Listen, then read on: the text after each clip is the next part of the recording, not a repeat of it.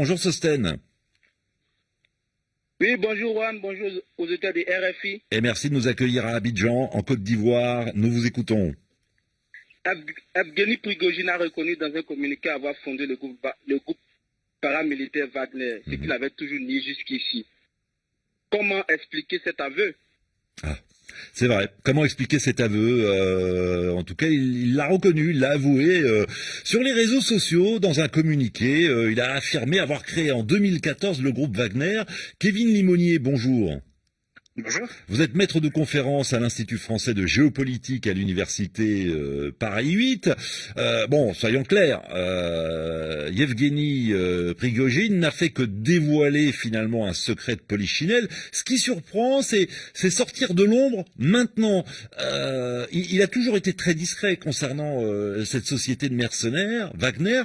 Pourquoi une telle déclaration ces jours-ci? Oui, c'est effectivement un secret de Polichinelle. On sait depuis très longtemps que Yevgeny Prigojine est lié à cette société militaire privée, Wagner, qui, je le rappelle, n'est pas une société militaire privée, qui n'existe pas formellement. Ça, c'est aussi très intéressant.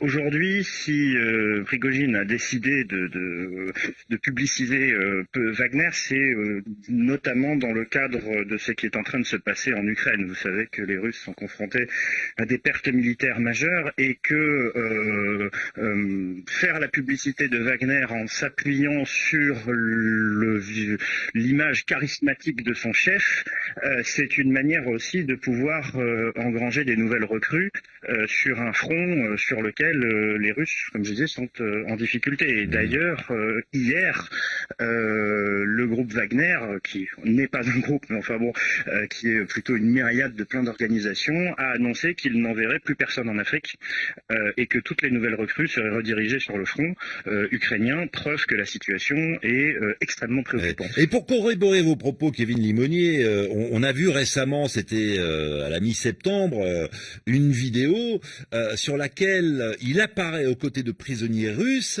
et il leur promet une amnistie s'ils s'engageaient chez Wagner pour aller combattre en Ukraine.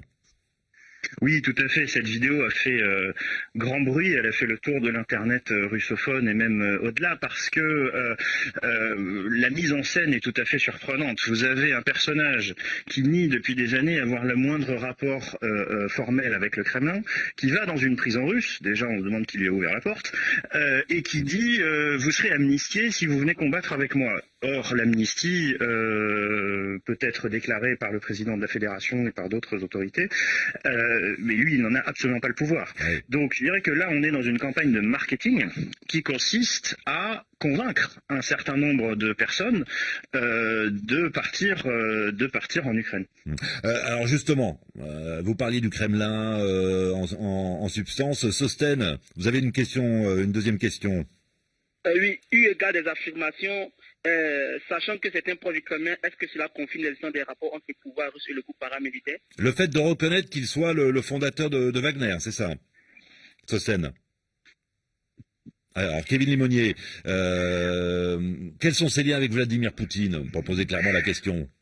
Alors les liens entre Prigojine et Vladimir Poutine sont extrêmement ambigus. On sait que les deux personnes se connaissent depuis longtemps et notamment depuis la période où Vladimir Poutine officiait dans la politique pétersbourgeoise. Ils se sont rencontrés quand Prigojine n'était encore qu'un restaurateur Oui. de luxe. Mhm. Euh, D'ailleurs, on le surnomme le cuisinier de Poutine. Exactement, on le surnomme le cuisinier de Poutine. Et d'ailleurs, il faut dire qu'une partie de son empire aujourd'hui encore est basée sur un monopole, sur la gestion de toutes les cuisines collectives de pas mal d'établissements gérés par la municipalité de Moscou. Mais ça, c'est une autre question. Aujourd'hui, les liens entre Wagner et le Kremlin sont beaucoup plus compliqués parce que, comme je le disais, en fait, Wagner n'existe pas. C'est-à-dire qu'il n'y a pas une entreprise qui s'appelle Wagner qui aurait un capital avec des bureaux, etc., etc. Non, vous avez plein de myriades d'entreprises qui sont elles-mêmes dissimulées par des sociétés écrans. Wagner, en fait, c'est une franchise. C'est un peu, si j'ose dire, comme Al-Qaïda, vous voyez, c'est-à-dire que vous avez des groupes qui vont se réclamer de cette franchise, avec bien évidemment à leur tête un conseil d'administration et une personnalité comme Yevgeny Prigojine qui maintient tout cet écosystème en cohérence. Maintenant, le Kremlin a toujours nié nier avoir des liens avec cet écosystème-là, selon une tactique qui nous on appelle le déni de plausibilité, c'est-à-dire le fait de dire s'il y a des problèmes avec des mercenaires russes, par exemple dans un pays africain, ce n'est absolument pas la faute du Kremlin. Et si vous avez des problèmes avec ces mercenaires russes en Afrique, adressez-vous à leur chef. Le Kremlin n'a rien à voir là-dedans.